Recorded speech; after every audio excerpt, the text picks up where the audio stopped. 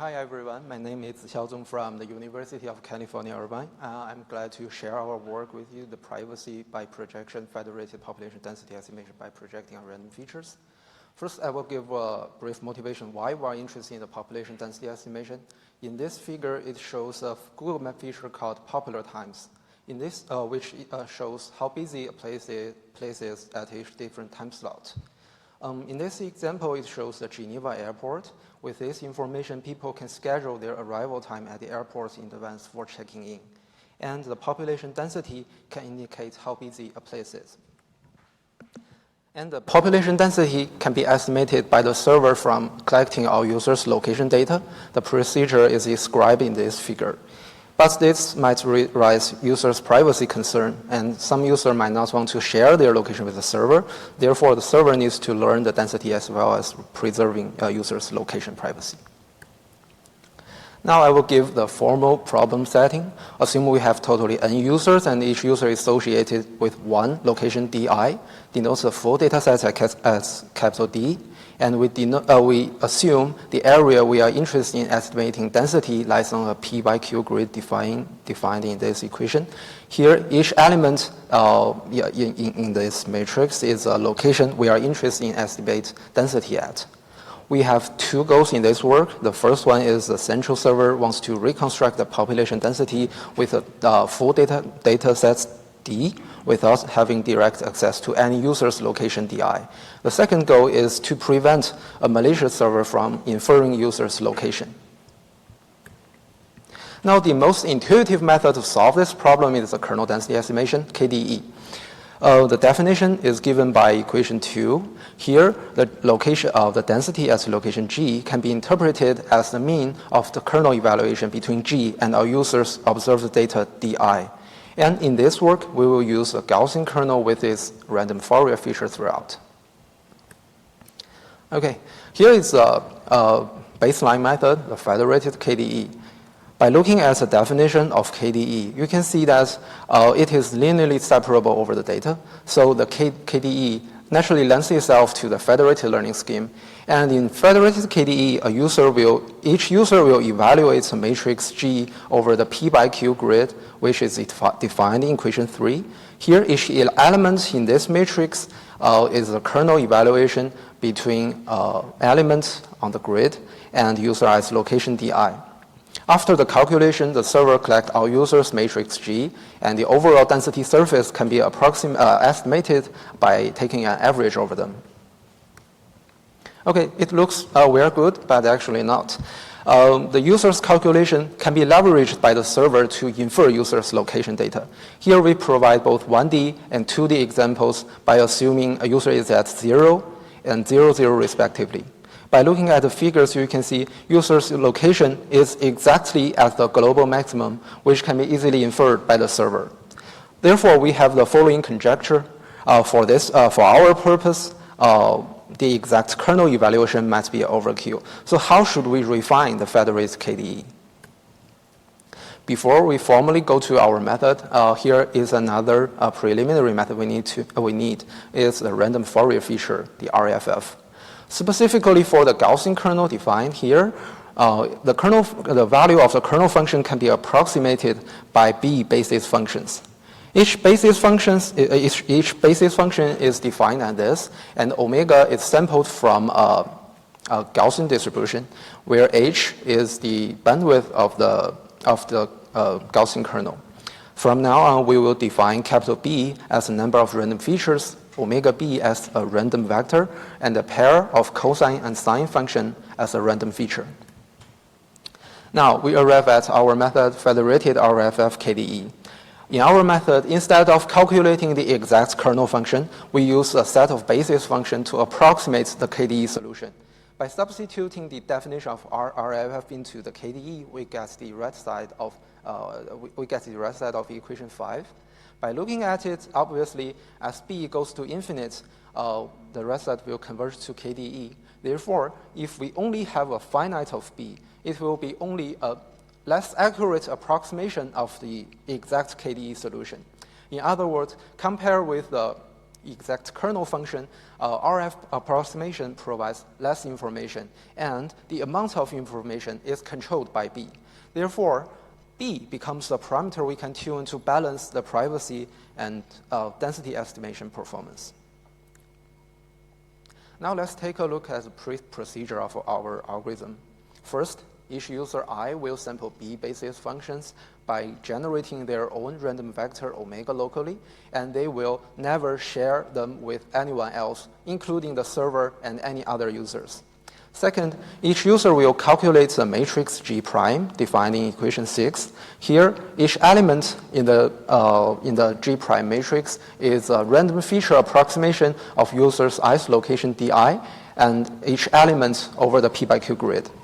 After the calculation, the server takes an average over them and gets the approximated density surface. Now let's take a look at how well our method converges to the KDE solution. In this figure also provides a 1D example where the data is sampled from 3 independent Gaussian distributions with an arbitrary ratio. The red one is the KDE solution, and the green dotted one is ours. In these figures from left to right, we have more random features B, from 1 to 10. And from top to bottom, we have more data samples from 500 to 5,000. From figures, you can see that our method does converge to KDE. In addition, both increasing the number of random features B and the number of data samples N can help the convergence. By looking at the bottom left one, you can see that we can get good convergence with a large number of data samples, which is 5,000, with only one random feature. Now we arrive at the privacy analysis part. First, let's take a look at what actually a user is sending back to the server. Still, we provide both 1D and 2D example. The first row is from 1D data, and the second row is from 2D data. The first 2 columns are from 2 independent random vectors, and the third column is the 2-feature case, which is by taking an average over the first 2 columns, and the last column is the 10-feature case. We have the following 3 comments about these figures. From the visualization and the definition of a basis function, you can see the function surface of user's calculation is periodic with location G. Next, user's location is at a local maximum, and the last one is there might be multiple or single maximum on the surface, which depends on the number of random features B and the size of the area we estimate density on.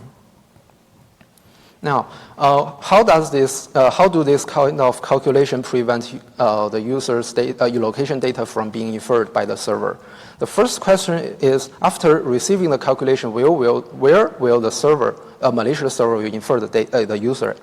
The answer is the server will only infer the user as maximum. The reason is the function value of a basis function is obviously always smaller than or equal to 1. And when G equals to user i's location, we get the largest function value, which is 1. The next question is, obviously there might be multiple maximum, so how will the server treat all of them? The answer is, because of the periodic property we have mentioned before, all the maximum with the same value belongs to the same equivalence class. And from the server point of view, for all the locations within the same equivalence class, the server cannot distinguish them. By combining the 2 questions together, the server knows user is at one of the largest local maximum, but the server will never know which one the user is at. Now let's evaluate the performance of our algorithm. First, we use the rank correlation between the ground truth distribution of the function and the results from our algorithm as a density estimation performance metric. As for the privacy metric, we use the L2 distance between users' real location and the location inferred by the server. We run our algorithm on 2 synthetic data sets. The first one is a homogeneous one. It should be easier to reconstruct. The second one is a heterogeneous one, which should be harder. We compared our algorithm with a SOTA-DP-based method for location data, the geo-indistinguishability, and in the numerical test, we vary the parameter in the DP-based method and B in ours for visualizing the privacy performance trade-off. In the figures, the x-axis is a rank correlation, which represents the performance. Now, reconstruction performance, the higher the better, and the y-axis is the L2 distance, which represents privacy, also the higher the better. This figure shows the results on the first homogeneous data set. For this easy data set, both methods perform pretty well. But this figure shows the results in the second heterogeneous data set. You can see that our method outperforms, especially when the privacy is not revealed too much, which is the top side of the figures. And by looking from left to right, we have more data samples. And our methods have more performance gain than the DP-based alternative. We have also tested our algorithm on the real-world data set. In this case, we don't have the ground truth distribution, so we show the rank correlation between the KDE solution and ours. From the figures, we can see that the trade-off pattern is pretty similar with the previous heterogeneous data set. Now let's summarize this work. We proposed the federated framework to estimate the population density, which conceals users' location data from a malicious server. And our method is orthogonal to existing privacy-preserving method. We don't have any noise added here. And as a comparison to the noise adding methods, our method is spatially delocalized over all the area with the same probability. All right, that's all I want to share with you today. Thank you for listening.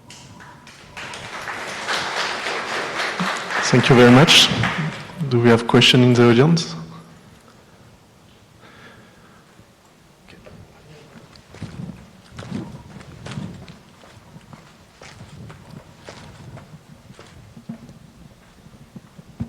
Yeah, first of all, thanks a lot. I just wanted to understand exactly when you decompose basically the KDE using this basis, the weight of this function, how do you pick them? Are those this vector of W coefficient that the user generate? Or are these bases, they have the same magnitude across the spectrum? That's a good question. The parameter omega is totally sampled by the user. The server cannot do anything during this process. And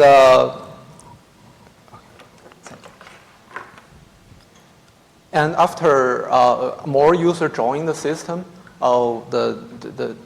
I can show it anymore, but the rest out of equation 5 will converge to the exact KDE solution, even with a very small b. That's why the server cannot reveal users' location. Otherwise, it can be solving the matrix G. Is there other question?